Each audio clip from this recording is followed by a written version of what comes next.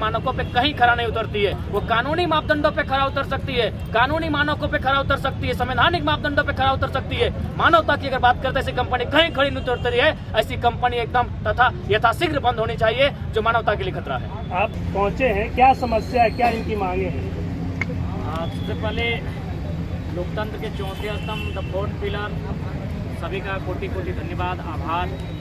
आपके कारण आज हमारी आवाज़ जो एक छोटे से गांव बुढ़ाकाप की थी, आज लगभग झारखंड की आवाज़ बन चुकी है। और झारखंड के अलावा भी देश दुनिया में रहने वाले झारखंड भी अवगत हो चुके हैं कि आज बुढ़ाकाप के साथ क्या अन्याय है। दरअसल बात यह है कि आज से लगभग 15-20 साल पहले रामगढ़ जिला मांडू विधानसभा अंतर्गत बुढ़ाकाप गाँव, वहाँ आलोका प्राइवेट लिमिटेड कंपनी की स्थापना होती है।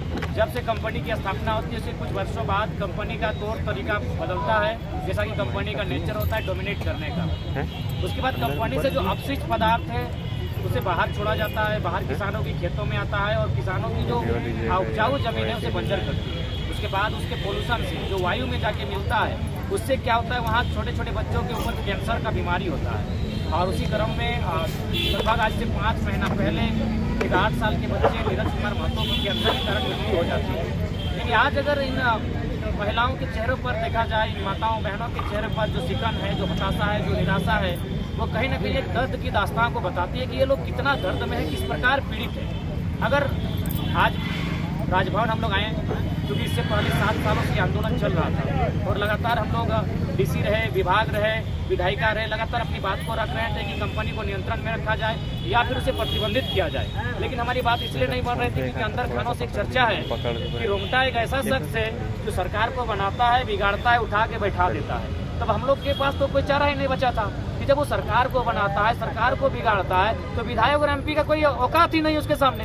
तो हम लोगों को लगा कि अब हमारी फरियाद सुनेगा तो सुनेगा कौन?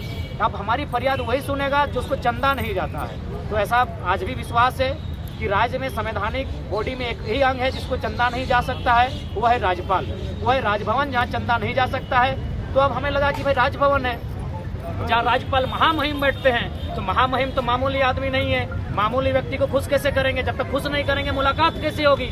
महामहिम को खुश करने का सवाल है।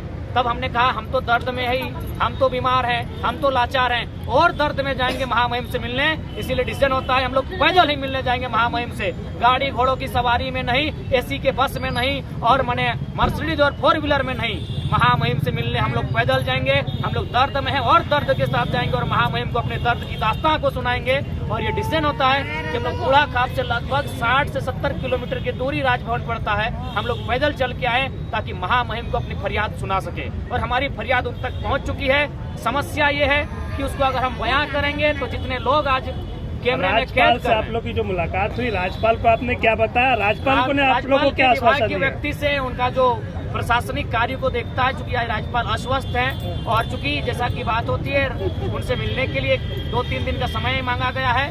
2-3 दिन की जो समय होगी अवधि, उस दरमियान हमारी जो 5-6-7 जो भी वहाँ से डिमांड किया जाएगा, हमारी एक टीम होगी और वो टीम उस समय आके राजभवन आके राज्यपाल के सम्मुख बैठकर अपनी पीड़ा की बखान करेगी और अपनी जो फरियाद है, अपनी जो मांग है कि जो आलोका प्राइवेट लिमिटेड कंपनी है, या तो उसे बंद करने के लिए आप प्रयास करें या फिर उसे एक पोल्यूशन का जो गाइडलाइन है उसे पालन करने का है, ताकि हम लोग कोई पशु नहीं है, पशु को भी मौत क्यों हो? भारतीय संविधान आर्टिकल 48 स्पष्ट कहता है वन्य जीव संरक्षण, यानी पशु की भी इस देश में मौत नहीं होनी चाहिए। हम तो मानव हैं, हम तो मनुष्य हैं, हमारी मौत क्यों होगी? एक 3 साल की बहन आई है, अगर आप देखेंगे तो आपके दिल पसीज जाएगा, वो भी कैंसर से पीड़ित है। एक 3 साल की बहन इस आंदोलन में आई है, वो भी कैंसर से पीड़ित है। तो ये सवाल है, लोकतंत्र के चौथे स्तंभ के माध्यम से पूरे देश, पूरी दुनिया, पूरे राज्यवासी से सवाल है, ये कैसी लोकतांत्रिक ढांचा है जहां एक कंपनी के निजी स्वार्थ के लिए हजारों लोगों की जान आज खतरे में है, हजारों लोगों की जान जोखिम में है, हमारी फसलें बर्बाद हो रही है, हमारी नस्लें बर्बाद हो रही है, हमारी पीढ़ी दर पीढ़ी बर्बाद हो रही है। इसलिए आज राजभवन हम आए हैं क्योंकि यहाँ चंदा नहीं जाता है। अगर यहाँ भी चंदा जाता तो हम लोग, हमारे पास और कोई चारा नहीं बचता। हमें आस्था है यहाँ चंदा नहीं जाता है, इसलिए आज हम लोग राजभवन आए हैं। महामहिम हमारी फरियाद को सुने और इस पर तत्काल कार्रवाई करते हुए इस पर या तो कंपनी बंद हो या तो उस पर एक विशेष टीम गठित करने के बाद, प्रदूषण की टीम बनाने के बाद, जो भी प्रदूषण का मानक होता है, मापदंड होता है, उसके अनुरूप खरा नहीं उतरती है तो बिल्कुल ऐसी कंपनी सुचारू रूप से चलनी नहीं चाहिए। 6 महीने का आप जो जिक्र कर रहे हैं कि इन 6 महीने से आंदोलन चल रहा है, इस 6 महीने के दौरान ही रामगढ़ में उपचुनाव हुआ, एक चुने हुए प्रतिनिधि जो विधानसभा में पहुंचे वो भी बात आपकी नहीं कर रहे हैं। बात ये है ना सिराज भाई, रामगढ़ जिला और विधानसभा अलग है। ये लोग मांडू विधानसभा से आते हैं, उपचुनाव का इनसे संबंध नहीं है। अगर उपचुनाव का इनसे संबंध होता तो ये दीदी लोग जो आज यहाँ आई हैं या दादा लोग जिनके सपोर्ट में आए हैं ये कैंडिडेट होते हैं। क्योंकि वो रामगढ़ सीट अलग है, ये मांडू सीट है, जिला एक पड़ता है, बाकी उपचुनाव से इनका कोई संबंध नहीं है। तो इनके चुने हुए प्रतिनिधि जो मांडू से ही है वो भी नहीं उठा रहे। जब मैंने आपको स्पष्ट कहा कि अंदर अंदर ये चर्चा है कि रोंगटा एक ऐसा शख्स है जो सरकार बनाता है, सरकार बिगाड़ता है, एमपी की क्या और एमएलए की क्या दशा होगी। और ऐसे भी इनके जो एमएलए हैं देखने की है उनका कंडीशन क्या है। नेक्स्ट सवाल। तो दादा अंतिम विकल्प क्या रह जाता है इन ग्रामीणों का जो इतने शोषित पीड़ित? राजभवन आए हैं महामहिम, अंतिम विकल्प महामहिम को तीसरा नेत्र खुलना चाहिए और हमारी फरियाद, हमारी दर्द, हमारी पीड़ा से अवगत होना चाहिए। क्यों हम लोग क्यों मरेंगे भाई? राजतंत्र में भी लोगों को मरने की आजादी नहीं है तो लोकतंत्र हम क्यों मरेंगे?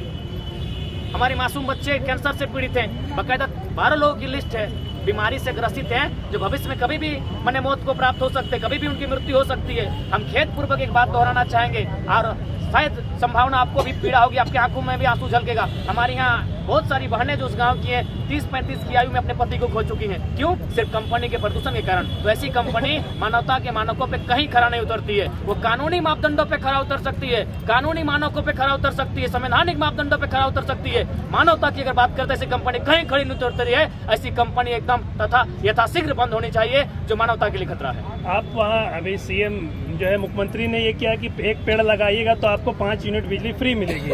वहाँ पे कई जिस तरीके से वहाँ से वीडियोस आए कि चिपको आंदोलन के तर्ज पे महिलाएं वहाँ पे प्रोटेस्ट कर रही हैं, कितने पेड़ों को काटने के वहाँ पे कंपनी तैयारी कर रही है? मुझे लगता है वहाँ 400-500 पेड़ों के काटने की संभावना है। तो एक तरफ सीएम का अगर इस तरीके से बयान हो कि पेड़ बचाइए, 5 लगाइए, 5 यूनिट आपको बिजली फ्री कर देंगे, दूसरी तरफ हजारों पेड़। अगर सुनिए माननीय मुख्यमंत्री जो बयान दे रहे हैं कि 5 पेड़ लगाओ 1 यूनिट बिजली फ्री, तो उस हिसाब से मुझे लगता है बूढ़ा खाप की जो दीदी लोग आई हैं इनके पास 4 को पावर हाउस होना चाहिए। 22 एकड़ जमीन 22 एकड़ जमीन में लोग पेड़ बचाइए। 22 एकड़ 92 डिसमिल इन लोग 92 डिसमिल को भी नहीं छोड़ेगी। 22 एकड़ 92 डिसमिल 1 डिसमिल भी नहीं छोड़ेगी, इसीलिए लोग पैदल आई है। लेकिन जयराम जी अब चारों तरफ की बात कर रहे हैं, आप रामगढ़ की बात कर रहे हैं, बड़का गांव में भी जिस तरीके से पावर प्लांट जो अडानी का है उसको लेकर भी विरोध प्रदर्शन हो रहा है, और भी अलग अलग क्षेत्र में जहां जहां पे कंपनियां हैं वहां ऐसे, चाहे गोड्डा की बात हो। ये तो क्या लगता है कि सरकार राज्य की जो नीतियां हैं वो जो है आम लोगों के लिए नहीं, कॉर्पोरेट घरानों के लिए ज्यादा है? राज्य की और देश की। अभी देखिए एक शायद वन अधिकार अधिनियम कानून 2023 आपका शायद लोकसभा में बिल पेश हो चुका है। उस कानून में स्पष्ट है कि जो कॉर्पोरेट्स होंगी उनको वन जमीन अधिग्रहण करने में सुविधा होगी। तो ये सवाल आज भी है, ये गांधी का देश है लोग कहते हैं। कहाँ से गांधी का देश है? गांधी का तो कथन था कि देश की आत्मा बसती है गाँवों में, गाँव की आत्मा बसती है किसानों में, और किसानों की आत्मा बसती है खेत खलिहानों में। खेत खलिहान को ये नोच रहे हैं। ये कॉर्पोरेट का देश है। जब कॉर्पोरेट का देश है मतलब ईस्ट इंडिया कंपनी का देश है। जो भी नीति है, चाहे केंद्र की रही या राज्य की रही है, जनता के हित में नहीं है। इसीलिए आज ये 60 किलोमीटर पैदल चले हैं, कोई 200 किलोमीटर पैदल चल रहा है। अरे भाई, एक लोकतांत्रिक देश में लोग इतना संघर्ष करेंगे? फिर लोकतंत्र के मूल्यों की अवहेलना है ये। तो इसीलिए मेरा मानना है चाहे गोंदलपुरा रहे, बूढ़ा खाप रहे,